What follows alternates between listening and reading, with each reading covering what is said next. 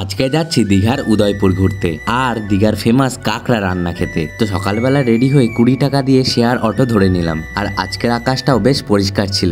এরকম সুন্দর রাস্তা দেখতে দেখতে পৌঁছে গেলাম উদয়পুরে। উদয়পুর এসেই সবার আগে ব্রেকফাস্টটা সেরে নিলাম। ব্রেকফাস্টে নিয়েছিলাম 1 প্লেট ম্যাগি, যেটা দাম নিয়েছিল 30 টাকা। ম্যাগি খেতে খেতে সামনের দৃশ্যটা দেখছিলাম, আর এটাও দেখছিলাম যে এখনো অবধি ভাটাটা হয়নি। ভাটা হলে জলটা আরেকটু সামনে চলে যাবে। উদয়পুরটা আমার অতটাও ভালো লাগে না, কারণ ওপেনলি এখানে মদ্যপান এবং নেশা করা হয়। আমার এখানে আসার কারণ এখানের কাঁকড়া রান্নাটা বেশ ভালো লাগে, তাই নিচে নেমেই এই দোকানটা থেকে দুটো কাঁকড়া সিলেক্ট করে নিলাম। এই দুটো রান্না করে দিতে নেবে 200 টাকা। আর যদি এইটার টেস্টের কথা বলি তবে বলবো এইটা খেতে কিন্তু আমার বেশ সুন্দর লেগেছে। এরপরে জলের ধারে একটু মজা করে আর একটা দোকান থেকে নিয়ে নিলাম চিংড়ি রান্না, যেটায় পিস ছিল 13 পিস চিংড়ি আর প্রাইস ছিল 200 টাকা। এইটা যদি টেস্টের কথা বলি এইটা কিন্তু খেতে আমার সব থেকে বেশি ভালো লেগেছে। এইটা খাওয়া দাওয়া করে যাওয়ার সময় নিয়ে নিলাম একটা হ্যাপি ফিশ। এইটা খেতে খেতেই রওনা দিয়ে দিলাম তালসারির দিকে।